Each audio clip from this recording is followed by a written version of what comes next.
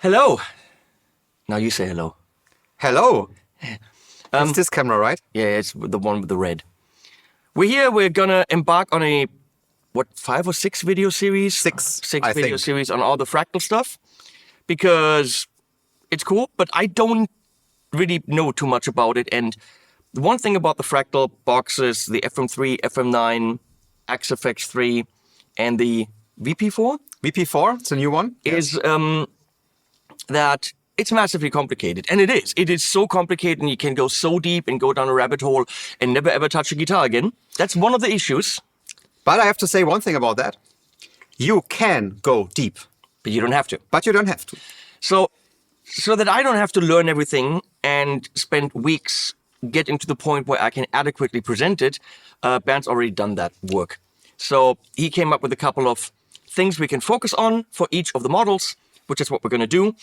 And honestly, without having spent a lot of time with them, I've spent some time with them, but without having spent a lot of time with them, editing on the front panel of the 9 or the 3 is confusing because there's different ways to go to different places. There's an enter. You can show the Eric is switching, by the way. So you can push the value. Is that how you enter? No, you cannot on the FM3. Really? No.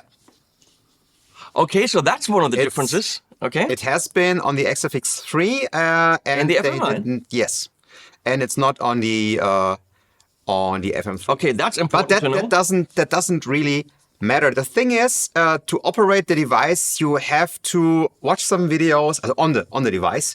You have to watch some videos because with massive possibilities, there comes a little bit of complexity. And if you want to play a really simple setup, you get like a Fender amp with tone and volume. That's it. That's very easy.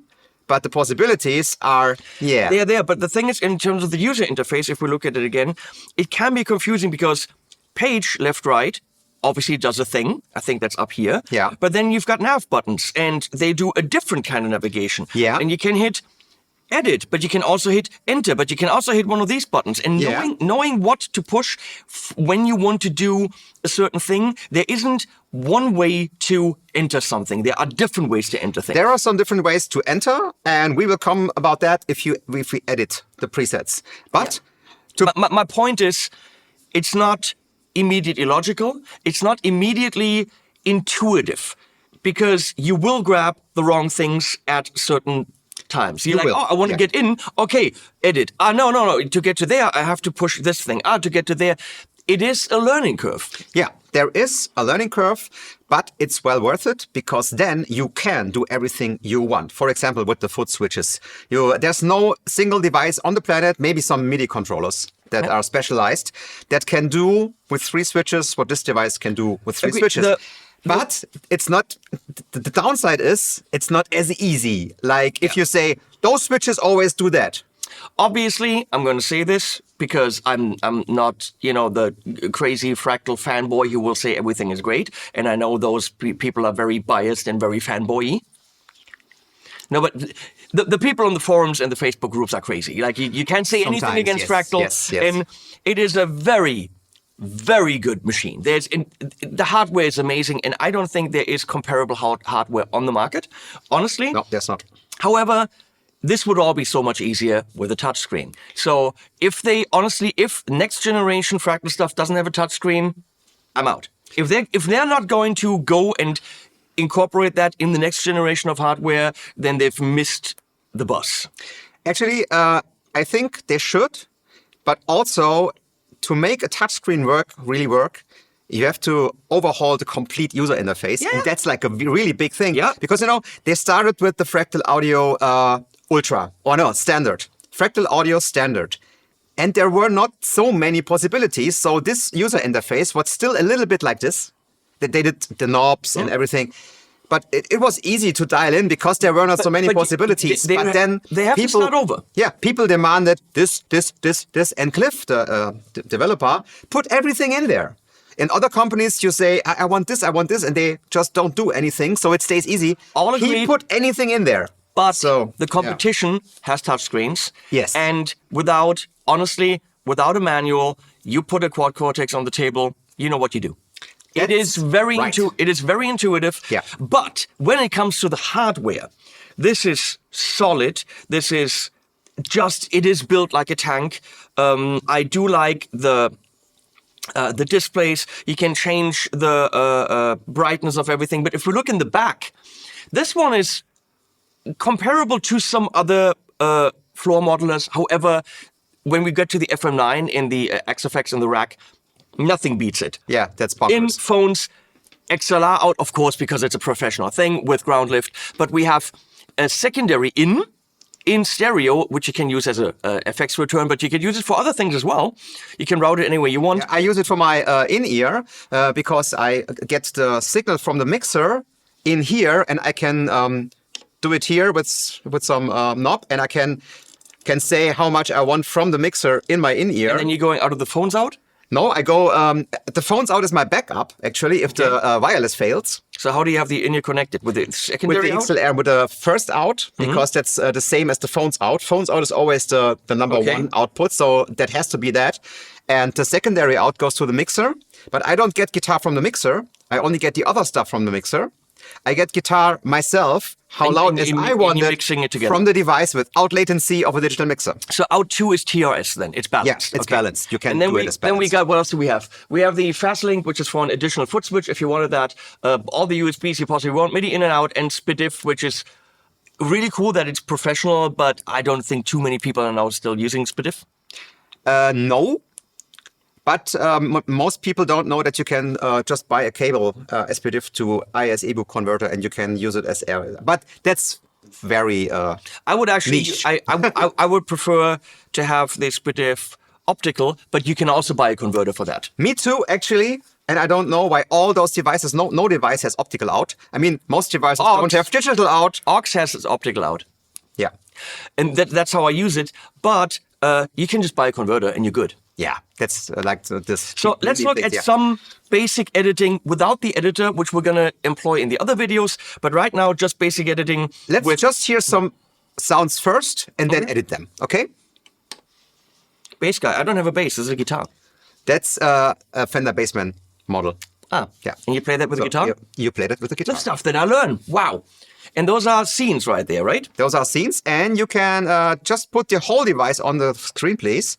You can have different modes of the foot switch, and I can now say I want scenes, and I can now switch them with the foot switch. Oh. But only 3 because we only have 3 foot switches. No, you can just hold that, and you have the next ones.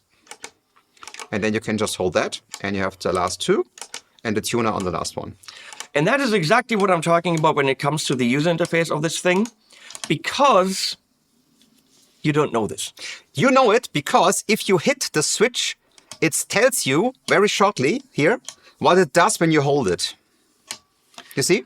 But again, it's something you have to know to pay attention to. Yeah. So if you don't, I mean, with most... Read the fucking manual! Yeah, that's the thing. With most devices, you have to actually know what the possibilities are to fully get to the possibilities. There are some boxes where I deliberately didn't read any manual. And they were very clear, I was missing functions, of course, but this to me immediately seemed like this is so cool if you know it. Yeah, but let me say one thing. If you invest in a piece of gear that has so many possibilities, where you can do everything with it, to invest some hours of your time to read the very well-written manual, and it's also available in all languages. Yeah. It's not you have to read the English manual. You can read the German manual, I think even the Dutch manual. They have all the languages. And it's very well-written. And all of these boxes have some kind of thing where you go like, how the crap do I get there? I just spent 25 minutes trying to get to the effects editing of even the quad cortex of the new Tone X pedal. Yeah. Of the update, and I'm like, how do I edit the effects? Then I started reading the manual. And then it says clear. Nope. No, it does not. Oh, okay. I read the manual, and I still couldn't figure it out. Oh, and it's also not in German. I don't care. Yeah. Me neither, but this is in German. So I can only suggest if you order this thing and try it out, they have like a 30-day pack, I think. Read the manual, take it with you in your bed and read it a little bit, and then you say, and this stuff comes to you. It's the one thing I will say about the Fractal stuff. intuitive, it is not. But once you go through the learning curve, It's logical. You're rewarded Yeah. with, great hardware and some kick-ass sounds. Okay, so just bass- play bass guy. like a simple Fender clean stuff thing.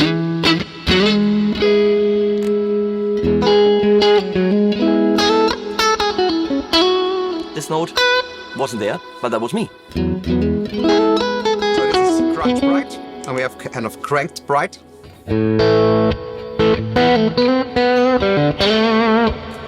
Then jumpered. You like a lot of reverb.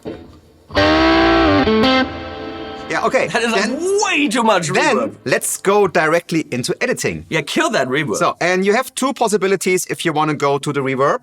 okay. You can just hit the edit button and until it says reverb. There we go. Okay. Here you can choose your reverb. If you put the page button, because here are pages, like the tabs on the Chrome browser, for example, right here, or Safari or whatever. And you have here basic, and then you have the mix, and then you can lower the reverb level. And these knobs now correspond to the... Yes, the little ones correspond to those knobs, and if you want the other ones, you have the nav button, and then you have the other ones. I see, that is stuff you have to know. You have to know. Get it? Okay, you have to know, and you want less mix and maybe a little less time. Oh, it's 7.94 seconds. That's too long. Yeah, for a Fender thing...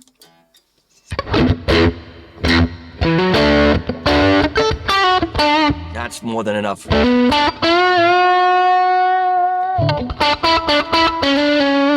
You can very easily just put another reverb on. And they have lots of reverbs. Maybe Do here, they have too many reverbs? you could say that, but there's never too I would many. say. No, there is. And we go to London Plate. That's my favorite one. It's a plate reverb. See, there is too many if you go to get to the one that you like. Yeah. Is there a way to do a favorite menu where you only have the algorithms that you like and everything else doesn't even show up? In the editor.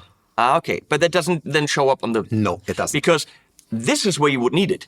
Yes. Because if you only like 3 different reverbs, then kill all the other ones. Like, if you only like the 4 amps that you actually need, I would only want to see those 4 amps. And nobody is doing that. I've suggested it to Line 6, I've suggested it to IK and many companies, like, give me a favorites option where I just go check mark or not check mark, and then I click favorites, and then it's a mode where I only see the stuff that I need for my uses. Yeah, you have that in the editor, but not on the device itself, unfortunately. That's kind of because Would be great. on the device it would be more useful because on the editor you are quicker with editing. On the device you have to click through everything. So that should be an easy update, right? That should be in every device. Yeah. Yeah. Like in Amplitude, I'm like, that's way too much stuff to go through. Let me pick and choose what I like, and then here's my metal favorite, and then only my metal stuff shows up. And here's my blues favorite, and then only my blues stuff shows That up. would be awesome. That's actually in the editor, you can do all that. You can do like 6 different favorites with colors. But you don't have Yeah. a laptop on stage with you. Yeah, most of the time you don't. That's right. Yeah. So, okay. Okay, but yeah, we have the London Plate. Little more time, little more mix.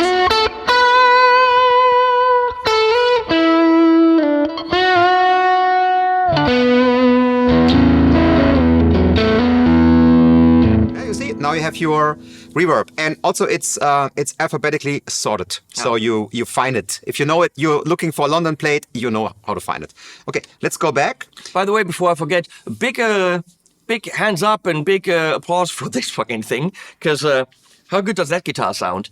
Unbelievable guitar. Uh, It's a custom shop, 5,000 euro guitar, I was told. No, it's not. $6.99 from Henry's in the Czech Republic. Look at this thing, roasted locking tuners.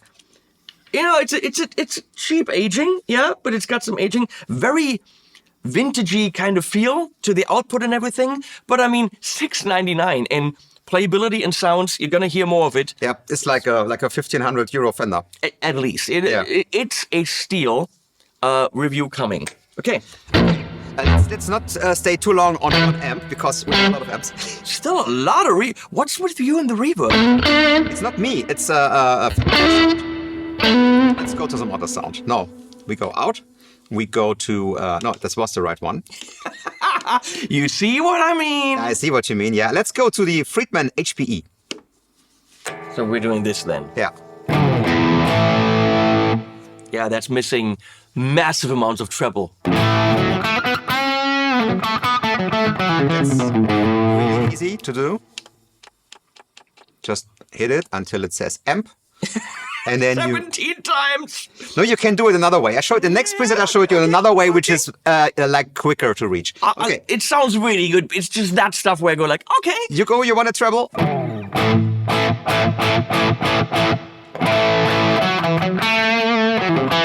Now we're talking.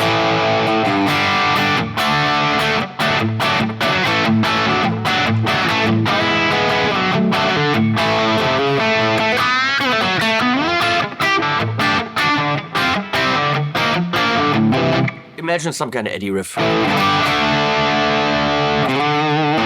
Okay. Okay, we can go to home again. Is that we the have HPE right now? No, it's it's BE 100. I read because it wrong. it's not ultra gain yet. Do you see that the scenes is a BE-V3 and you have an HPE-V3. Let's do that. But now we're back to the treble that we had. Yeah, we have back, but now edit is on amp still, and I can like do that. Okay.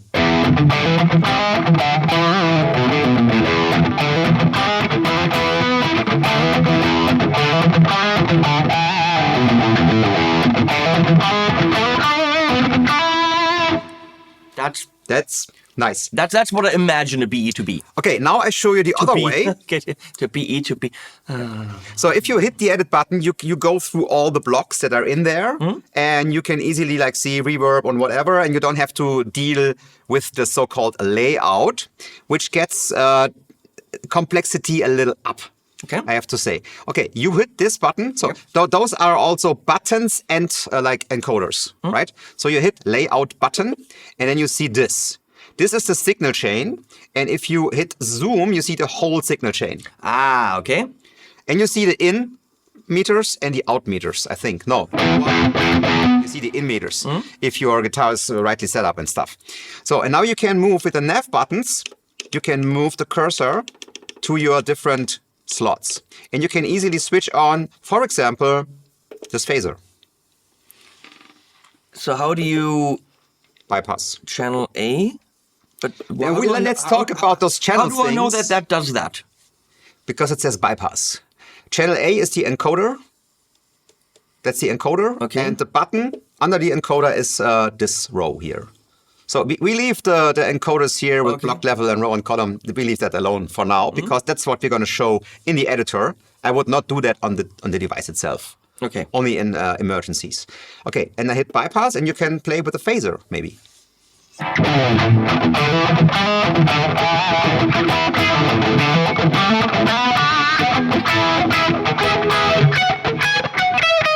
Shuttle in.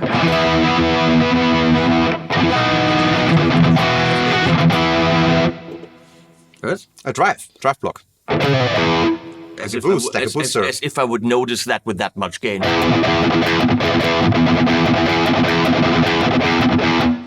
You don't need a booster if you've got an HPE.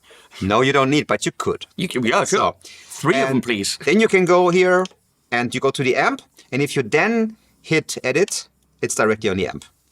Okay. And you can go to layout again and hit there, hit edit. And you have the cabinet. You can choose caps if you like, right here.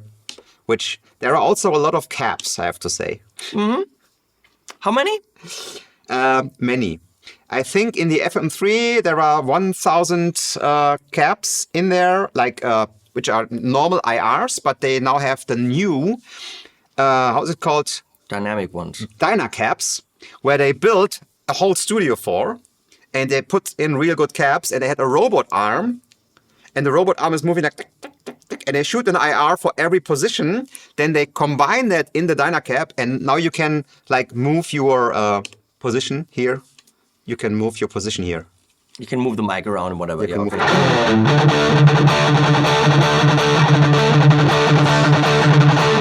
something, I think. I switched something. Let's mute this.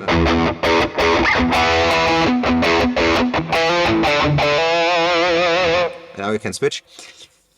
There's one thing I want to say about the cap section. You can mix 2 caps in the FM3, FM9, and in the XFX you can mix 4 caps. Okay. And on every other device on the planet, if you put one cap up, the whole signal gets louder. So you have to turn the other one down. So it always changes volume, right? Here, it doesn't. If you say the second cap, I want to have it with a different microphone. Maybe you put a ribbon here, right? And you want to have that one, like less in the mix. Just play, please.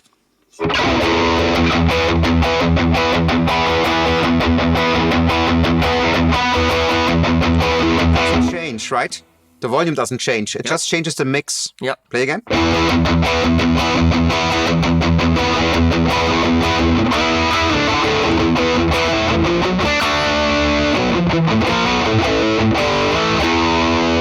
Okay. And that's the only device, because the thing is, if you change something and the volume changes, your ear will say if it's louder, it's better. Yeah, sure. And if it's slower, it's and you can't decide, because you always have more louder is better, period. Right. So that's the cap section we just changed. Then here you have a lot of stuff. You have a preamp. You can simulate a preamp, like a tube preamp. That's after the microphone. Ah, okay. You have a room section here as well. You can align different IRs, where you have like, if they you want to phase align them, of course. Yeah, phase align them, which are automatically, the Fractal IRs are all automatically phase aligned. And the dyna caps as well. It doesn't matter how far you put your microphone back. They always align, it's automatically. And you can mix and stuff. And some people do an air thing where they mix the cap only 95% and let a little bit of the unmiked thing through. That's also possible, which I would never do, but some people like to do it. Let's do a different preset. Yeah. You can access the presets. Here you are on home, right? And here, perform, we go with the editor. Actually, I just very briefly explain what perform is. People always complain, okay, I have the digital device, but on my pedal board, on my real pedal board, when I have the tube screamer, I can set the tone knob, like just very quickly here. And I do that very often on my gig. When it gets later and I make more metal, I want to have it set to 7. And before I play blues, I want to have it set to 4. Whatever. And you can't do that on the device unless you go here and you have the layout and you have to look where the tube screamer is. And if you know before, this is like a knob I want to be able to turn easily. Like for me, the input volume of that what comes from the mixer for my in-ear, then you have 2 so-called perform pages. You can put every parameter that's in the XFX here. You can do that only in the editor. You can't do it here. You have to do it before in the editor, and you can say, I want to have, from my drive, I want to have the tone knob here. And actually we have it. Yeah, drive. Okay, no, that makes sense. It's an instant access page. Yeah. You have reverb mix here, so you don't have to go anywhere near. We could have done that easier. Yeah, okay. Right? Reverb time and reverb mix, and you have different parameters here. That's a perform preset global. No, that's the per preset, sorry. That's the global one. That always works. Yeah, okay. And you can, per preset, you can do different knobs as well. Okay. So you have 10 here, which are directly accessible if you only hit the page button. Just one button and you can access them with the knobs. Yeah, that makes a lot of sense so that you always have kind of your drive, your treble, your cap mix, whatever you want, put it there and have the layout that you need. Yeah. And if you need something specific for a different preset, otherwise, that saves you from, if you're planning, right, that saves you from going into the edit and finding the parameter, because that can get you lost relatively quickly. Yeah, and you could do stuff like, some people like to play with delay time on a tape delay, but you can do that here. And it's just from the normal home, it's one knob. Can I say something? Yes. I think people who like to do that, they're not buy this. They're not playing a modeler. No, people but who you like could. to do, yeah, you could, but people who like that, they put together a pedal. It's a different kind of mindset. Yeah, but the thing is, I know a guy, he's called Frank Rohles. He's the German Brian May, and he did the musical for Brian May and stuff, and he's a very good guitar player, and he played, like Brian May, real Fox amps. And at some point, he got so sick that they break all the time. And he was in contact with the distributor, and he said, "Why don't you try for your sound the I think it was the XFX2 at the point, or it was already the FM3. I don't know." And he said, "That's digital, but just try it. I send it to you." And he tried it out, and now he plays the FM3. And he has the sound, and everybody thinks he has those Vox amps. And that's like a total analog guy. But he tried it, and he said, "Fuck yeah, that sounds exactly like I want it to sound." And he now plays FM3. And he only does this Brian May thing. He doesn't even change presets. He has one preset. He doesn't use the knobs at all. He does everything like Brian May with the volume knob. But it's only FM3. It's one sound. Yeah, but so you could do stuff like this. No.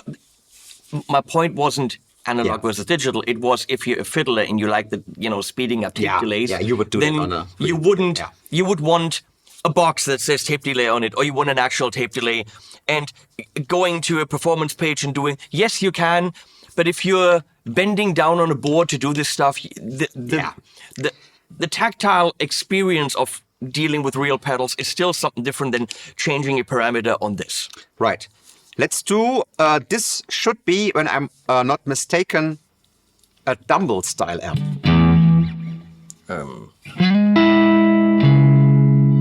I don't know how to do this. Something like this. I don't know, something like this. I forgot. I know that. Mm-hmm. Now do a solo line.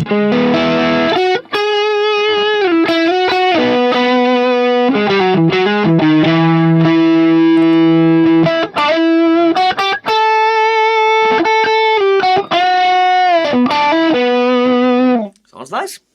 Right? Because people always say, it's good for metal, but nothing else. Okay. Next one. Let's do metal. We have several great metal tones in there. Let's start with the 6160 here. I mean, it's a Strat in E, but hey, whatever. Let's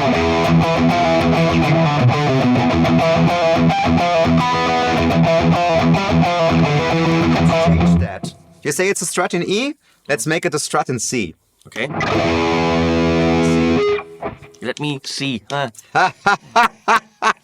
That was not intentional. So now I want to have a pitch in here, pitch shift on the front to detune your guitar. And then I go through all those. It's also sorted by alphabet, I think. Phaser, no, pitch. Then I hit it in enter. Then I go to edit.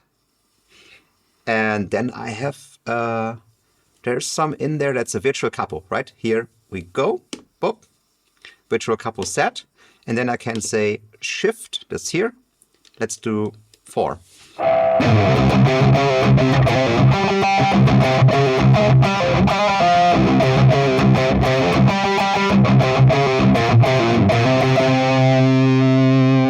It's tough without being really loud or in ear because we still hear the guitar. guitar. We still hear the guitar.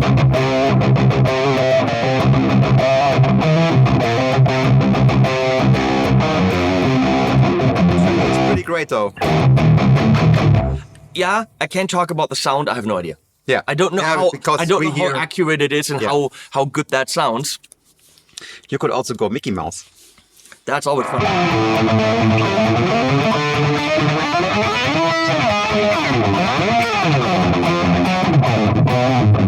Why don't I do this? We'll play a gig. I just play one note and you're doing the whole thing with the pitch. That would be so funny. You just, but you can also that's a new instrument right there. Yeah, you could quickly simulate a bass for some.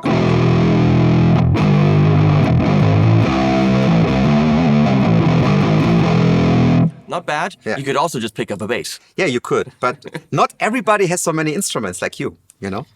A cheap bass is $150. Get a bass. That's right. Yeah. Get a bass. Get a bass. Bass, baby. Whoop. Presets. Let's look what we have here. There are some of my favorites. Oh, I have to show you my favorite Triple Crest, which is a Mesa Boogie. Don't buy Mesa Boogie. Which is a Mesa Boogie Triple Crown.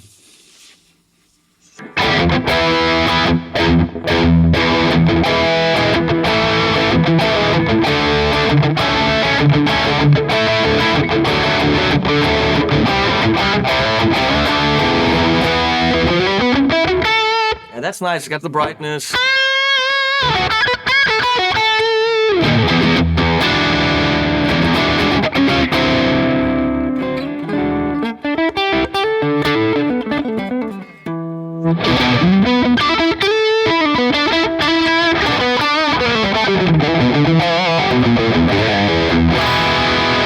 That's a good one. Yeah. Yep. That's my favorite amp model, I think, for heavy stuff. Yeah. Okay, let's do one more thing. Let's do a preset from scratch on the device. Okay. Because people say it's so complicated, but yeah. It is complicated. It is complicated. But you can do it. Let's find, which the most complicated thing is finding a free slot.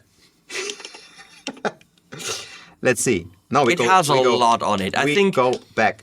I mean, you probably are used to, if you play modelers for a while, like the old modelers, they had such shitty presets that you could not use any of them. That has changed. That's, not only here, but well, that's what I gotta say. You buy your Helix, which is still a great product, and you turn it on, and you're very disappointed. It got better. It can do great sounds, but better. I mean the presets do not show what it can do in any way. I just received a device from a company with an H in front, and I checked out the stock sounds, and they are like total garbage. I won't say which one it is. But you can get such great sounds of the machine, but the presets, and they put a lot of work.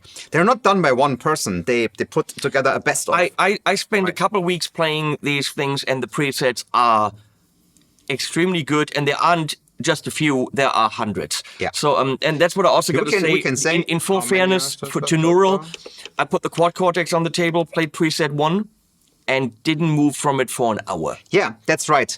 They got those preset stuff down as well. Yeah, so this is definitely, you get the FM3, and if you never want to make your own sounds, you don't have to, which is really a big plus, because it is scary to learn all this stuff, but you don't have to learn it. You just have to find your preset, and that's it. And if you read carefully, and you, for example, read, I just saw it, Cliffs of Dover, which we all know who that should sound like. Not that I can play that. It sounds like the thing. It has a brighter and a darker. It's the darker one. It's the right one, I think.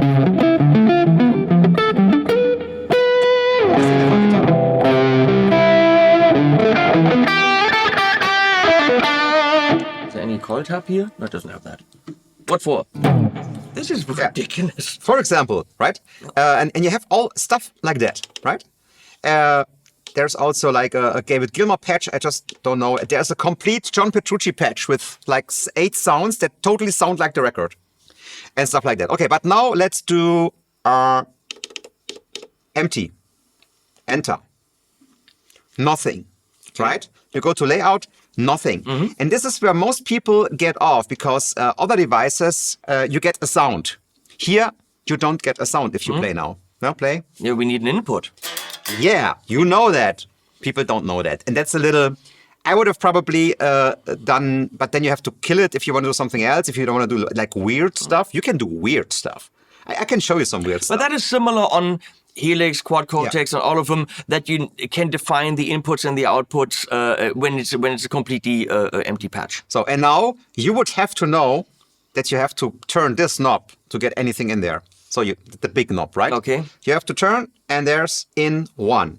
So now there's only in 1, but nothing happens with in 1. And now you have to know, and that's why I like kind of agree with you. They should change that, or make like a little info box here or something. You have to like hold enter, and then the cable will.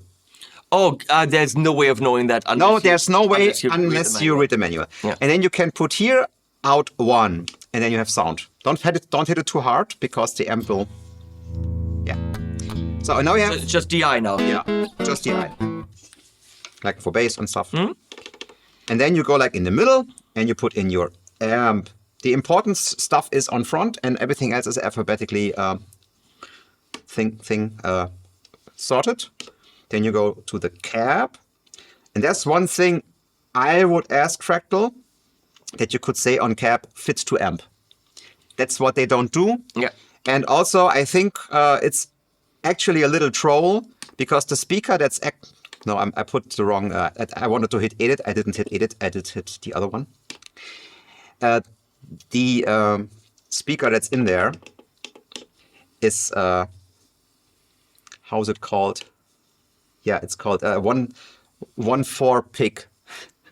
It's like a little 4-inch speaker. Oh God! And this probably because he says choose the right speaker, don't use the default speaker. That's what he wants to say, but I think it's a little off. Okay, let's. For most people, being able to say, "I'm dialing in a blackface," and then it's actually doing the blackface speaker. Makes sense. That should actually, and that's one critique I have. Actually, Here's the thing. Cliff, if you're listening, please. The thing is, and I think this is a very fair thing to say, the Fractal stuff, I'm sorry, Cliff, is not for beginners. It's not. No, I would never say you're a beginner on guitar. Get a FM3. Get an FM3 and buy my course. No, it's in German. Buy Cooper Carter's course. You have to actually. But the thing is, it's not. Here's the thing: your course can't help. Your course can help in operating it, but a beginner doesn't know what amp to pair with what cab. Yeah, but I tell this in the course. Okay. I have 10 examples of like sounds, and I tell everything for a beginner because that's what I do. I tell beginners mostly. Yeah. So it's but now, having some knowledge of what works together. Yeah. I have a course about that as well. Okay, we go Dyna cab. That's the first thing I do. That should be standard, actually, I think also.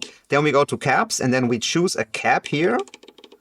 I want to mute the second cab. I only want to use one cab. Okay, and I want to, here. And I want to have a Marshall cab, just because I can. 1960 Marshall cab is always a good start. Right. And as a microphone, I want to have a dynamic microphone, which I know is an SM57. And I think the other one is the SM7B. I don't know exactly, but I think. Just use your ears. Doesn't matter. Yes, doesn't matter. You can have distance and position. And it's already positioned on the side where I would position it. So that's a default in the right way, I think. Let's do it a little closer. Yeah, it looks a little bit far to the But outside. we didn't choose an amp right. Nope. There's... And then now, because I don't have much in there, I can hit edit. And I'm really quick at the amp. So let's choose an amp. What kind of amp do you want to pair? You push down? Nav down?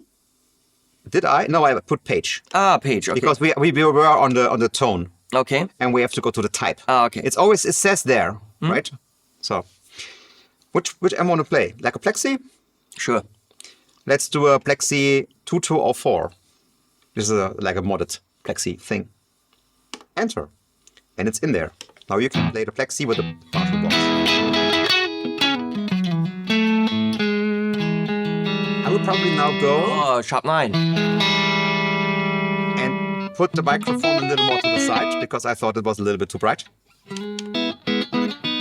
And go back to the amp.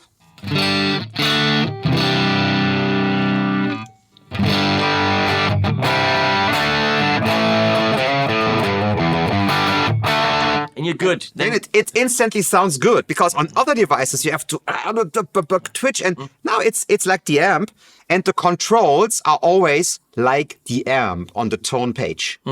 Sometimes a little more. I mean, you have an input trim when your guitar is not hot enough or too hot. You can like just change that. You have a master volume which you don't have on the real amp, like really, right? And then you can add from there. You can add effects. So let's just add a reverb and maybe a drive in front. No, not really. Let's just add a reverb. So we go to there,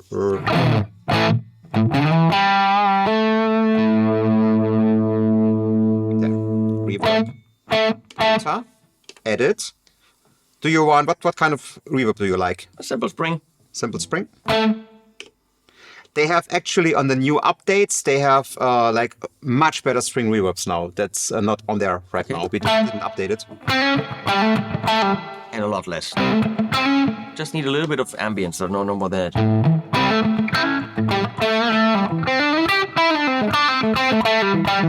that. works. Yeah.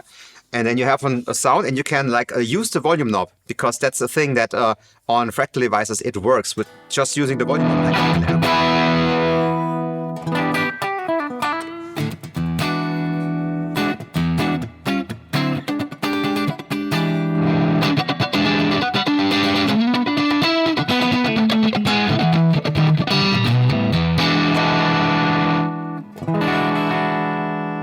Yep, it rolls down. Yeah. And of course, I mean, the amp models are now over 300, which is ridiculous. Yep. But there are also variations on amps. So for example, if you have the REF amp, where you have the aggression, those are 3 models, because you have 3 different aggression modes. So it's actually, you can boil it down to like 150 maybe, or because some of them have like variations. But the thing is, I think it's overkill and too much. It doesn't make sense. But if you miss the amp you like, and then you have the choice only 20 amps. But if you use your ears, you will realize that whether it's a 6505 or a 5150 or an EVH or whatever fuck the EVH with that tubes or that tubes, they will all sound like what you're looking for. They will all give you that sound. Yeah, that's right. So if you're asking me, put one in there, call it Eddie's modern thing, and it'll cover it. You don't need, I'm sorry anyone out there, you don't need the 5150, the EVH, and the 6505 or the 6505 Plus.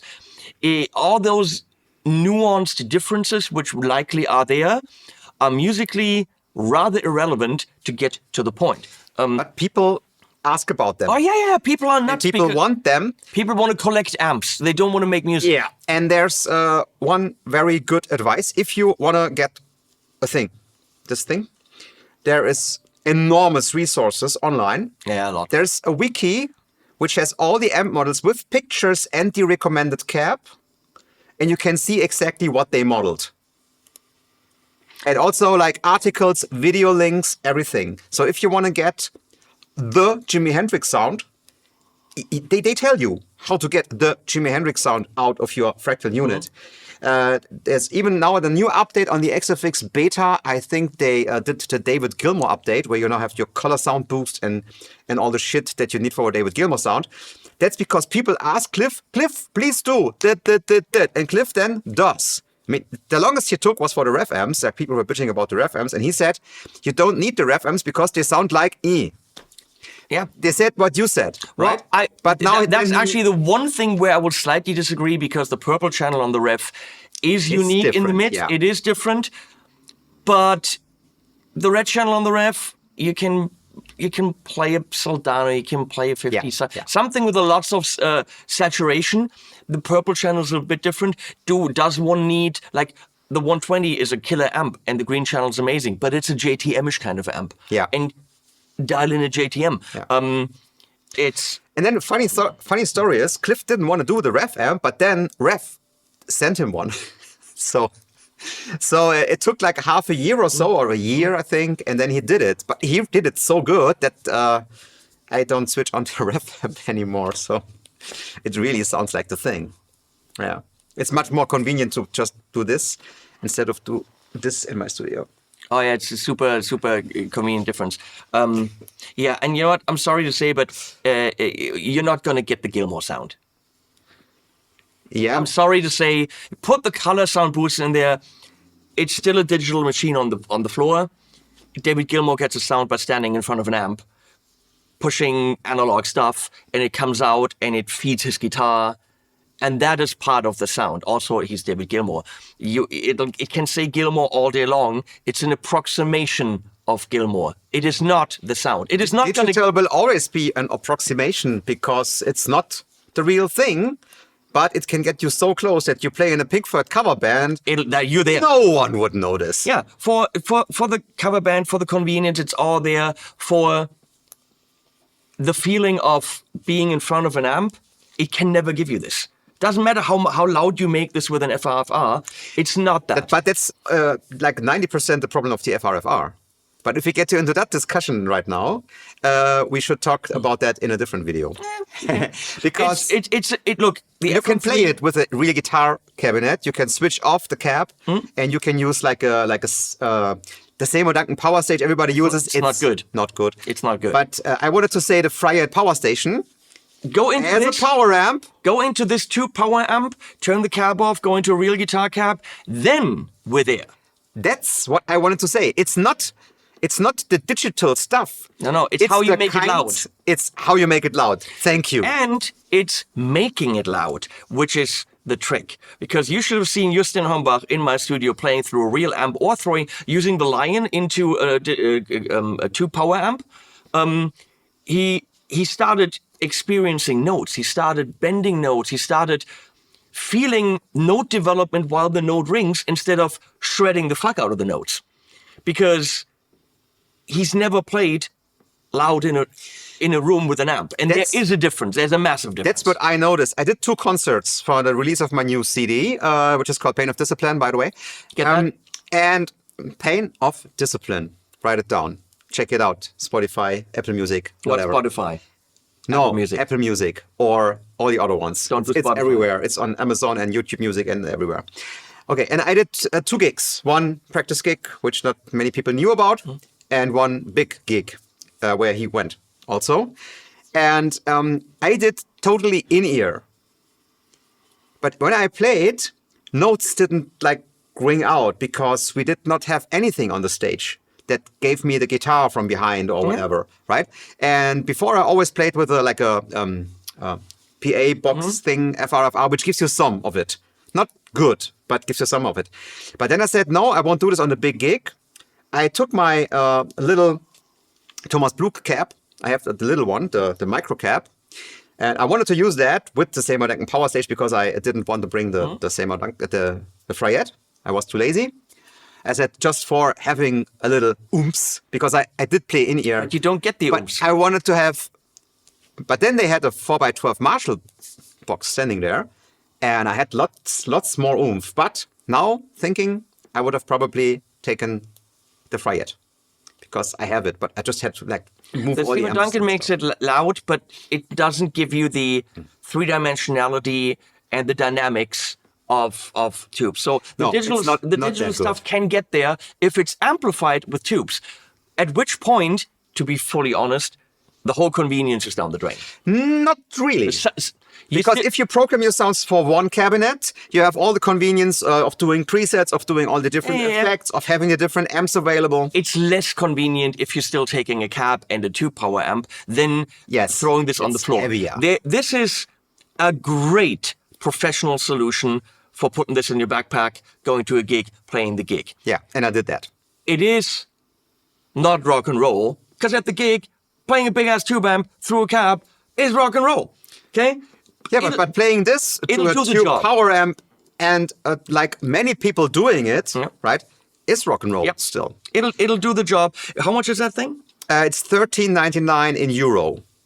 I don't know the dollar or the... That's very fair because it is... less expensive in America.